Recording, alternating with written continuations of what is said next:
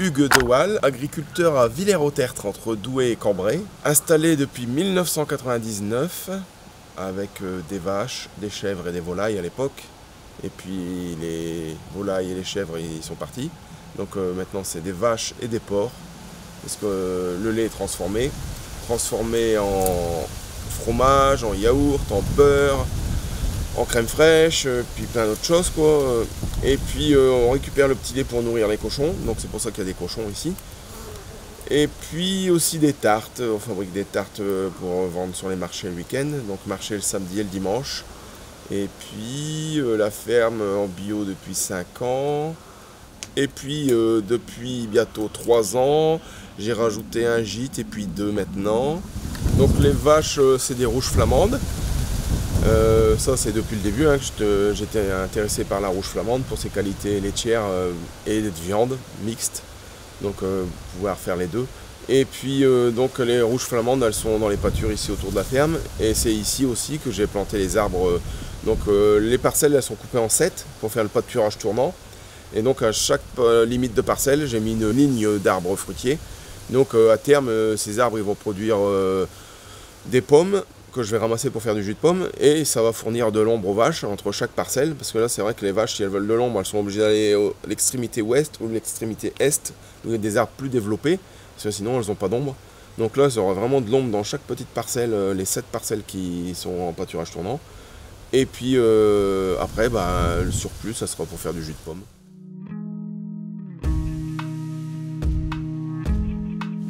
Alors j'adore les arbres. C'est pas un slogan, mais si un jardin sans arbres, je trouve ça d'un moche.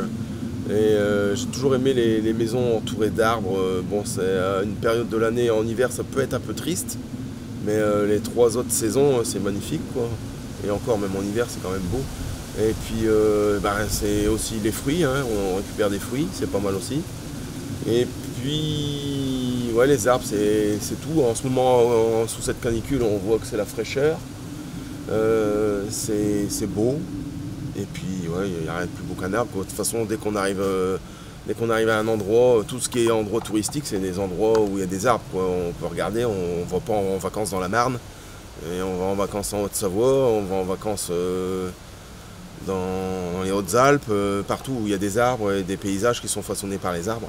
Alors on va me dire, vous les avez coupés les arbres pour faire vos bâtiments. Mais on coupe un arbre, on en replante un autre, et c'est un jeune arbre qui brûle du carbone, un vieil arbre il brûle plus de carbone. Donc ça c'est une démarche écologique les bâtiments en bois. Et puis c'est pour la beauté aussi, hein, parce que c'est quand même autre chose. J'habite à côté, donc si j'avais vu sur un hangar en tôle, ça serait pas la même vue qu'ici.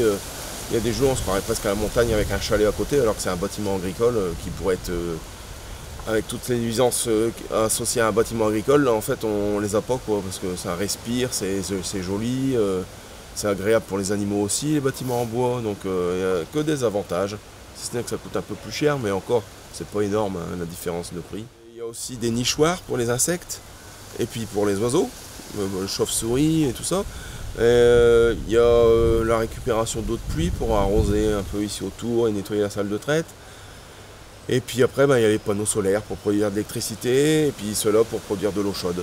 Tous les jours, j'essaie de faire mieux, quoi.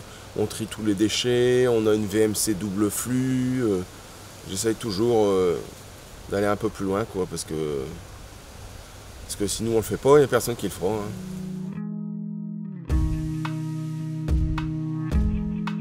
Quand je suis arrivé, il y avait un paysage typique, hein, rien, le désert. Donc typique du Douaisis et du Nord-Pas-de-Calais, des Hauts-de-France. Donc j'ai commencé, alors ouais ça montre bien la chose, j'ai planté les arbres avant de commencer à poser le permis et tout. Les arbres qui sont ici derrière, ils ont été plantés avant tout le reste. Bon après ils ont souffert parce que j'ai eu des chèvres. Les chèvres, quand elles se sauvaient, elles sautaient sur les arbres et il y a encore les troncs qui sont abîmés. Et ça fait 17 ans qu'il n'y a plus de chèvres ici, il y a encore les traces sur les troncs. Et puis après j'ai planté des arbres autour avec le CEDAPA. Et puis après j'en ai replanté avec la communauté de communes, ainsi de suite quoi. Et cet hiver j'en ai planté avec les planteurs volontaires. Mais là c'était pas des haies, c'était des arbres fruitiers pour faire un peu d'agroforesterie version fruitière, quoi. Puis en même temps c'était pour faire un clin d'œil au beau paysage de bocage de l'Avesnois. reproduit ici du coup.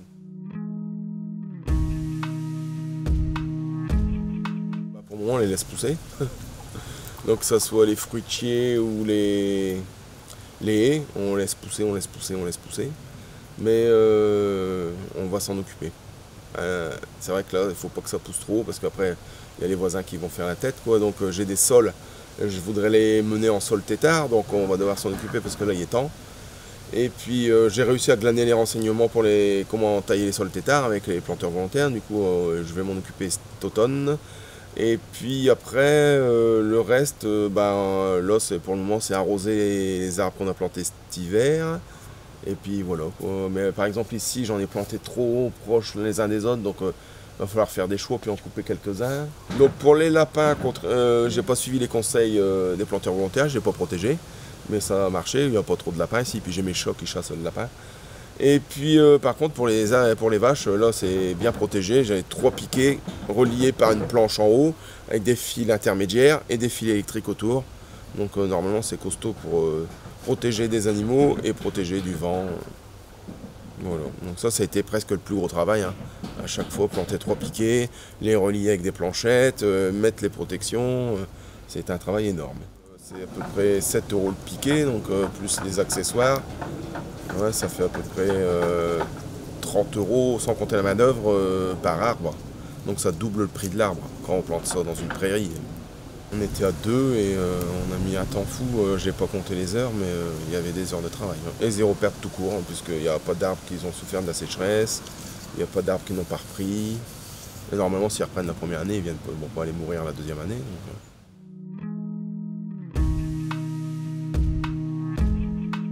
La production de fruits, c'est une première satisfaction, quoi, quand on voit qu'on a des belles pommes sans avoir traité, jamais. Donc juste parce qu'on a choisi des variétés anciennes et puis qu'on laisse faire la nature. Et puis là en ce moment on est content d'avoir les arbres pour les animaux, quoi. Ils se mettent en dessous pour la fraîcheur. Et nous aussi, mais bon ça on n'a pas trop le temps de se mettre en dessous des arbres. Mais c'est vrai que ça apporte une fraîcheur pour les animaux. Et puis normalement, mais ça il faudra avoir beaucoup de temps libre pour pouvoir vérifier, mais qu'il y ait eu bien un microclimat qui a été créé pour les insectes et puis tous les prédateurs et ainsi de suite, quoi. Mais ça, il faudrait être naturaliste pour aller s'amuser à faire des relevés et puis passer des heures d'observation. Donc ça, on ne l'a pas fait. Mais normalement, la haie, elle a déjà 7 ans, donc elle fait entre 3 et 7 mètres de haut. Donc je pense qu'il y a quelque chose qui s'est créé autour, quoi. Et puis, là, on voit bien le long des haies, la sécheresse, elle est moins prononcée, quoi. Donc c'est encore un avantage. J'ai remarqué des jolis oiseaux, là, des chouettes, j'en ai vu 1 ou 2 fois. Et puis, c'est vrai que c'est pas ma spécialité, les oiseaux, du coup, je peux en voir et pas savoir ce que c'est. Des chauves-souris, il y en a, ça c'est sûr.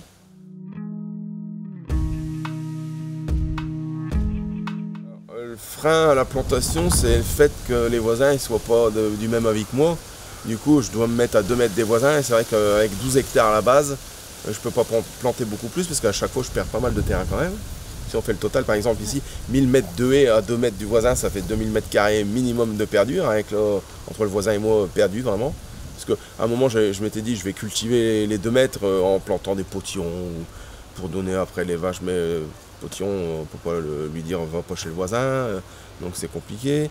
Et puis 2 mètres, c'est pas grand chose quand même, quoi, pour cultiver. Donc c'est un peu vraiment perdu, quoi. Du coup, c'est la nature qui en profite, quoi.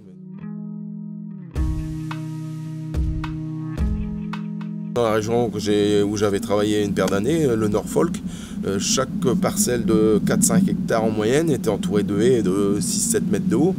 Et a priori, il n'y avait personne qui les arrachait, quoi, hein. Donc c'est qu'ils y trouvaient leur compte. Après, l'agriculture, c'est pas le milieu le plus ouvert à la nouveauté. Normalement, il n'y a pas de perte de rendement, hein, normalement. Il faudrait aussi peut-être que l'INRAE fasse plus d'études et puis que ça se divulgue pour prouver. Mais bon, c'est vrai que s'il n'y a pas d'écrit noir sur blanc, on peut toujours dire c'est mieux avec des haies, mais il faudrait plus peut-être de tests grandeur nature. Il n'y a plus qu'à le divulguer, quoi, à convaincre les présidents de chambres d'agriculture et tous les autres qui disent que dans le Nord-Pas-de-Calais ça ne marche pas alors que ça peut marcher ailleurs. J'avais lu ça il y a 1 an, c'est un peu ridicule. Vérifier par soi-même, je pense pas qu'ils le feront. Comme les revenus sont assez tendus, Je pense que c'est pas propice à faire des expériences qui pourraient toucher aux revenus. Il faut le dire. Moi, c'est d'ailleurs pour ça que moi je le fais, parce que moi c'est un peu moins tendu, comme je suis en vente directe. Je peux expliquer aux gens que j'augmente le fromage de 10 centimes. D'ailleurs, je le fais, hein. C'est écrit en gros sur le marché que une partie des bénéfices de la ferme engendrés par le prix du fromage qu'ils payent part dans l'agroécologie. Du coup, c'est un concept, quoi. Quand on me dit que je suis un peu plus cher que les voisins, ouais, je suis un peu plus cher que les voisins, mais c'est comme ça, quoi. C'est la part pour faire tout ce que je mène à bien ici, quoi. Les haies étaient souvent plantées, entretenues et leurs diverses fonctions appréciées des agriculteurs. Elles sont intimement liées à l'histoire de l'agriculture. Elles font partie intégrante du paysage agricole, au même titre que le bétail dans les pâtures ou la charrue. Elles constituent en cela un symbole de tradition et une empreinte historique dans nos paysages. Ces boisements linéaires ont des caractéristiques propres selon les régions et contribuent à construire leur identité.